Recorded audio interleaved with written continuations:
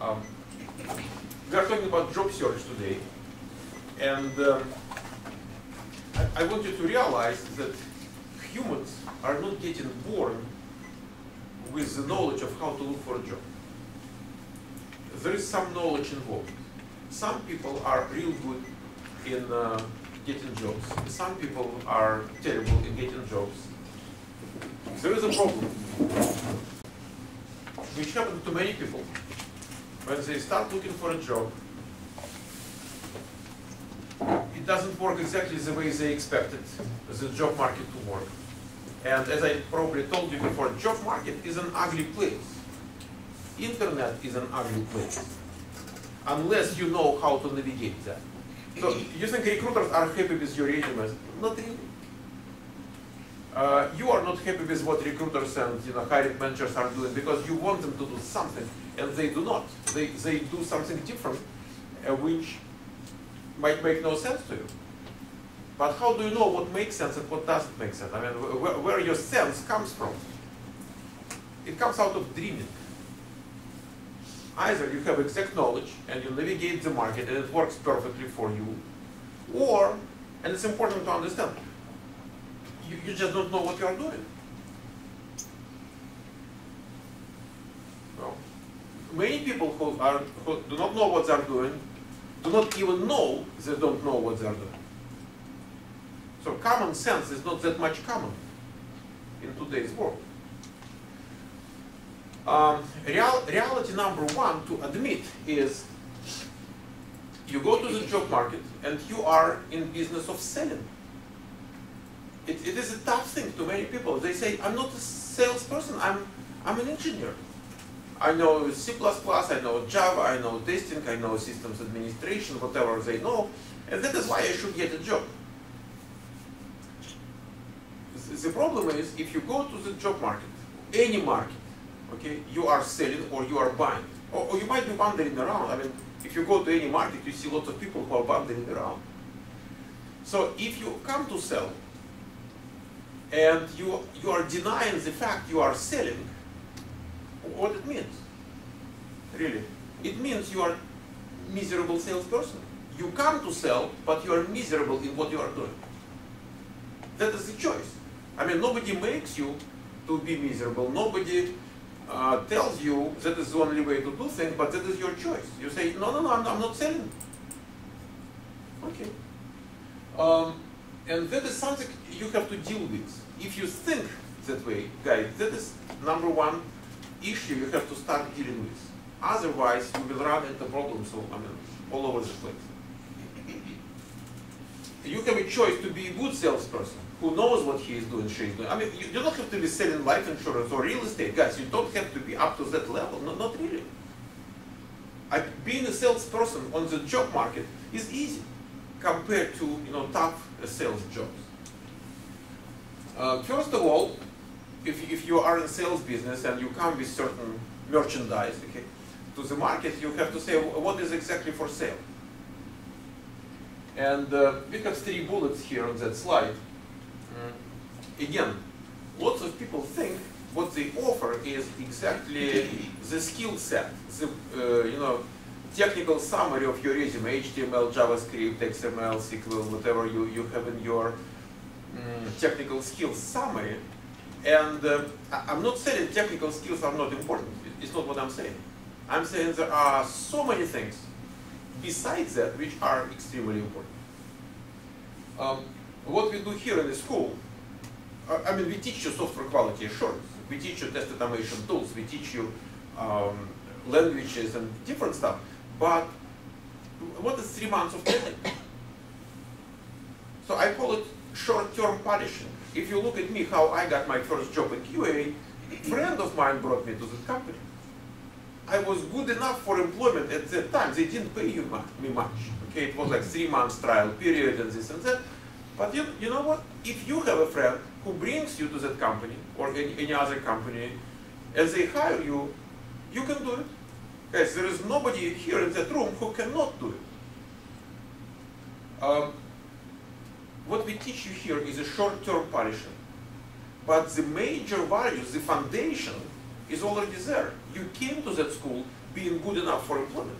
You just want us to help you in short-term polishing, in introducing to the company, scheduling interviews, using our resources and contacts, because there is no friend who brings you there.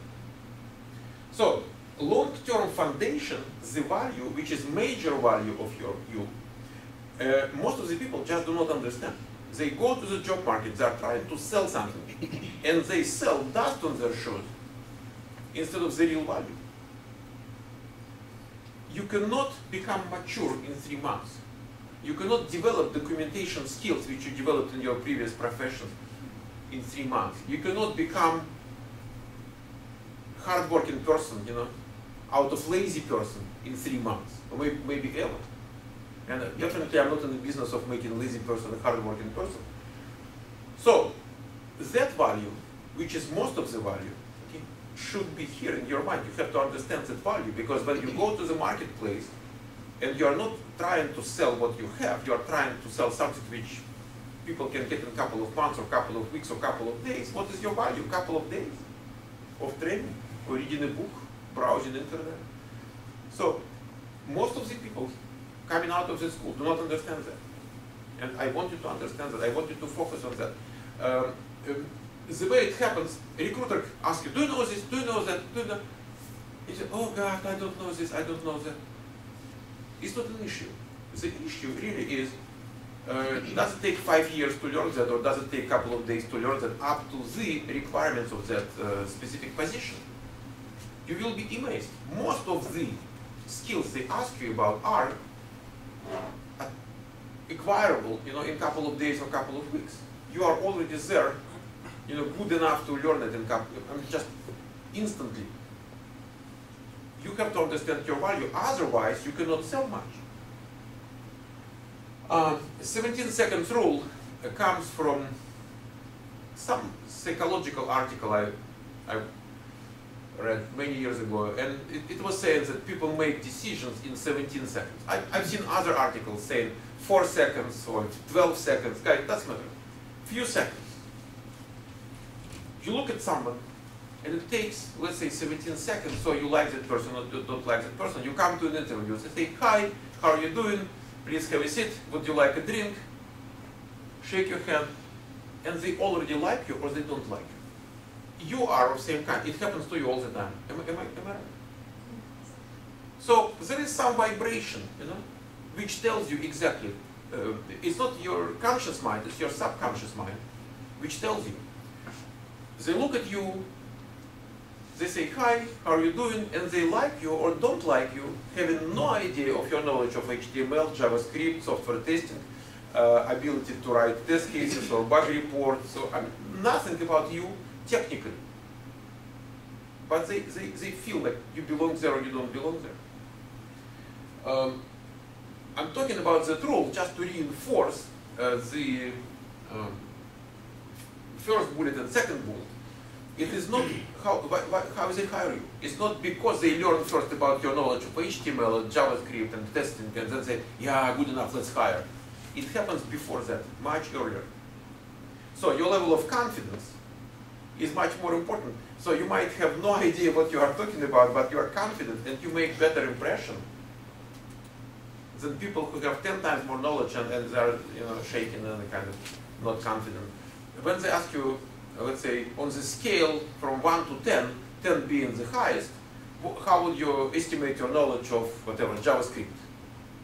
And some people say 3, and some people say 10. And people who say 3 might know more than people who say 10. It has no relationship to your knowledge of JavaScript or any other technical subject. It's about how confident you are in your knowledge. And you might know a little bit and be confident, and you might know too much, and then you're not confident. Are we okay with that? Is it clear? So do not put all the value you perceive in yourself into the technical skill stuff. In software testing, I would say, in your market niche, where you go right after the school, technical requirements are not tough. It's different from, let's say, networking.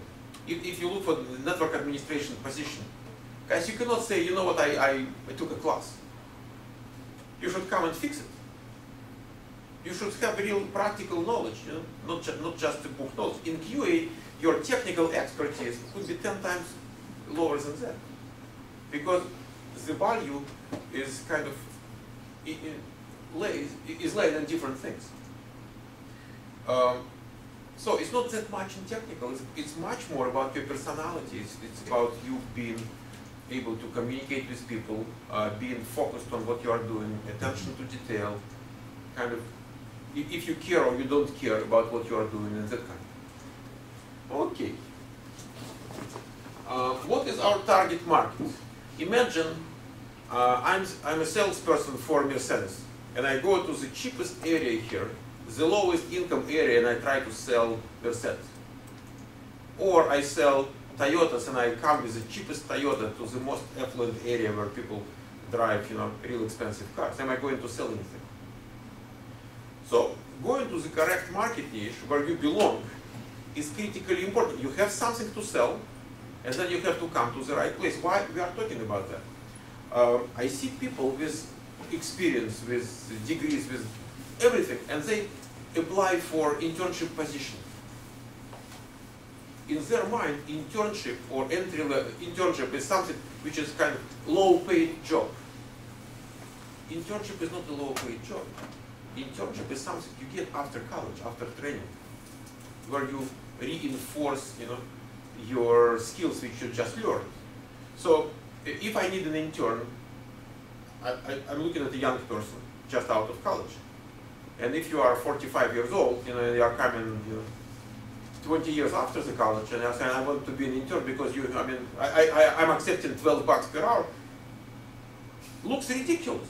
But if you put your attention, if you put your energy into that, what it means? Two things. Number one, you're not going to get the internship position. Number two, you are not looking for the job which you can really get. So you get nothing. You get frustrated, you get upset, you get discouraged, and then how long can you be upset, discouraged, and, you know, no money? So you just drop it and start doing something else in your life, simply because you have no idea what you are doing. You are not looking for entry-level niche. Why? To be on entry-level or internship, I mean, unless Sophia sends you out as an intern, it's different. But when you go to the job market, you cannot say I'm just looking for another internship or I'm looking for entry-level position, because you're not out of college. You're in different category. If they want entry-level, they want internship, they take people out of college. If you are, let's say, 30 years old and you graduated 8 years ago and you did some work in one area, in another area, you did our training, you did internship where we send you. You compete in the 25, 30 bucks per hour market niche. That is where you compete successfully, you beat everybody there. So you actually compete with people who do have a couple of years of experience, let's say 2-3 years of experience. They might not have college degree. They might not have training. They could be doing very basic kind of monkey job for a couple of years. But that is your market. If you do not go to your market, if you ask for 50 bucks per hour, or if you ask for 12 bucks per hour, you are not going to be successful. You just go to the wrong place. Then, I talked today to young lady. I was doing her resume and I was asking her questions which recruiters normally ask. And I'm saying, how much do you want? And she has a gap. Prior to that, she was a developer. She said, I want 75K. I'm saying, okay, but what if it is a contract position? She says, I don't want contract position, I want permanent. My thinking is, look, why don't you get a contract job after a gap of 2 years? She delivered baby, and so why don't you take a contract? And nobody says you cannot look for a better job while you are working. And actually, the best time to look for the next job is being working, being at work, because you're not that much desperate, and it's on your face, and kind of it's much easier. Then, what's good about contracts? I outlined a couple of points here. So first of all, for contract position, normally the time frame is limited. Time frame for hiring people is limited. They might have a week, 2 weeks, couple of weeks. It's not like they might wait for 3 months just to get the right person. They can do that for permanent positions very often, but not for contract. It's very limited. Then, which means it's easier to get a job. You have to be at the right place at the right time, which means you have to be everywhere all the time. You update your resumes, you send them, you post them, and that is how it happens. So you just have to follow simple steps to be hired. Faster growing compensation. Imagine you work for the same company for 1 year. Is your compensation going to grow within that year? It might happen, but not likely. Maybe at the end of the year, I don't know. But if you did 3 projects with different companies during the year, let's say you start with 25 bucks right out of school. The next one, guys, you don't want another 25 in 4 months. You are likely to get maybe 30. Another one, you might get 35. At the end of the year, you might be looking and getting 40 bucks per hour job already. And then, what happened, you built your professional network, which means next job is going to be easier to get, you know more people. And then you become really professional grade software QA professionals. So the more professional you are, the less likely you are to go to the job market. You have so many people who know you professionally, that is how you get jobs, networking.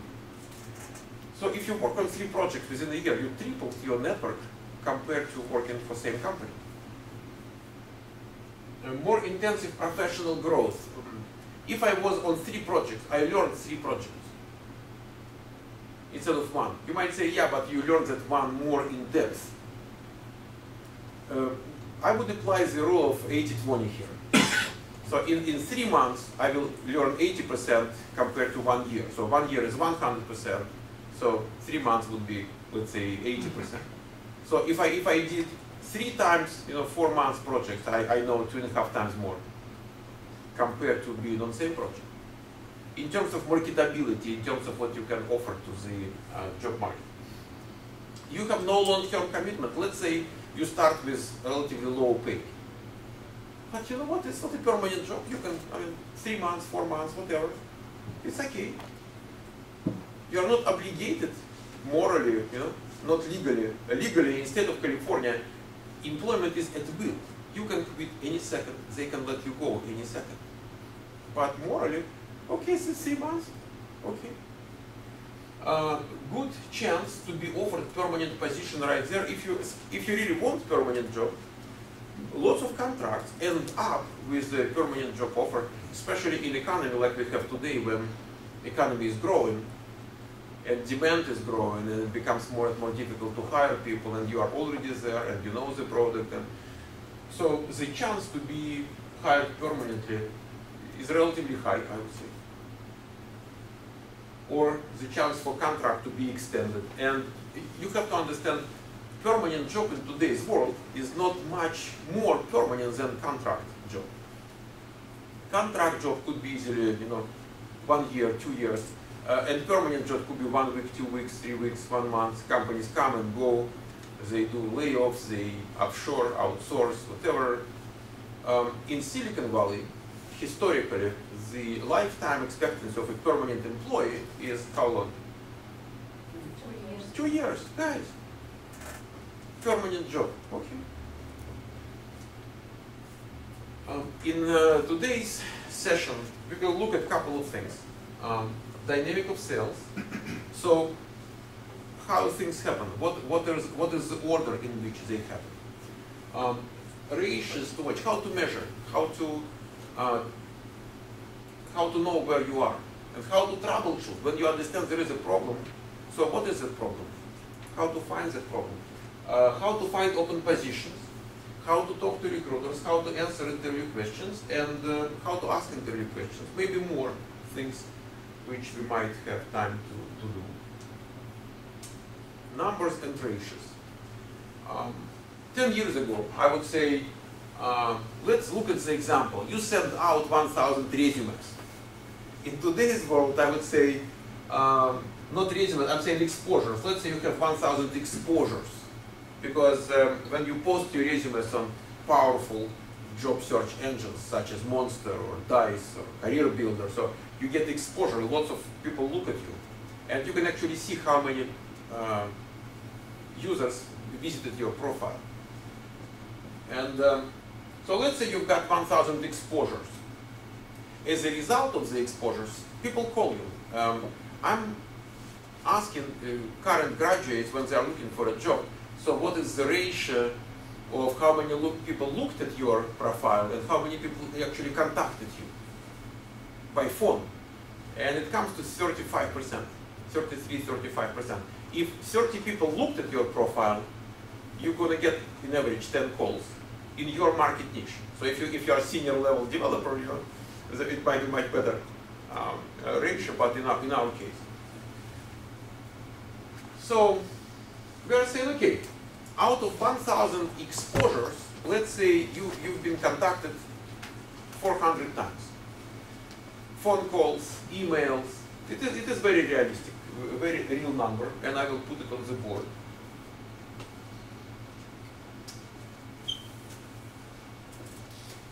So let's say we have 1,000 exposures, and they get converted into 400 contacts. So we are saying our conversion ratio here is 40%. Is it something you understand easily, or it needs more explanation? You know percentage points. I'm joking. So 40% conversion ratio. We are in sales business. We are talking in sales kind of terminology here. Then what happens? Some of those 400 people contact will tell you, you know what? I am sending your resume to such and such company. So resume goes to hiring managers. Let's say in our example, it is just 40 resumes. I can say, when I talk to our graduates looking for a job, and I have seminars on Tuesday morning and Friday morning, so this morning I had that seminar and I asked them how it works. I would say it was fluctuating between 40 to 70%. In the real world of our classmates, your classmates, so the conversion ratio here was not 10%, it was in between 40 to 70%. But we are saying 10%. Let's say this is your first experience, you never did it before, you don't speak much of English, I don't know what the reasons, but you are miserable, you have just 10% conversion talking to recruiters. As a result of your resumes being sent to companies, companies call you. We don't know who exactly will call you, manager or someone who is assigned by manager the job. Most likely you will go through the process called phone screening.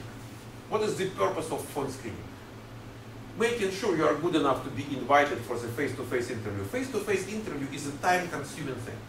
Nobody has time to waste. So in today's job market, if you start inviting to an interview, let's say you get 10 resumes, you bring 10 people.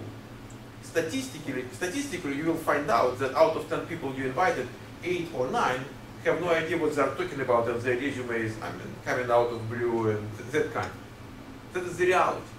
So they do that phone screening procedure just to sort out people who are just pure waste of time. And okay, as a result of the phone screenings, you get invitations to the face-to-face interviews. And we are saying you are getting 10 face-to-face interviews. And as a result of 10 interviews, you get 3 job offers. Jobs. 3 jobs. So conversion ratio here is 25%. And conversion ratio here is 30%.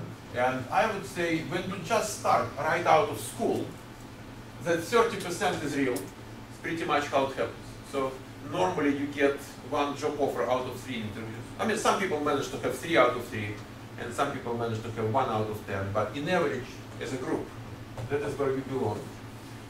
And It is a statistical process. And you might run into trouble at any stage of that process. But the good thing is, it looks like that ratios improve over time. Think it's written in yellow. It's in gold. That color is gold. Okay. And if you get that idea, it's a gold dust. Okay. Idea. There is just one way to become better at each and every stage, and that is by doing things. It doesn't matter how long you learn swimming by, exercising like that. Unless you get into water, guys, you are still not swimming. Unless you go to the job market and talk to recruiters, you are not going to be good talking to recruiters. Unless you go to interviews, you're never going to be good at interviews. Is it clear? Yeah. Okay. So people say, I want to prepare. Absolutely. Do it. Because doing that is 10 times more productive in terms of being prepared rather than not doing it. And that I have to prepare thing, it is just another way of withdrawing from the action. Okay, let's move to the next slide. Okay. And the next slide talks about complaints.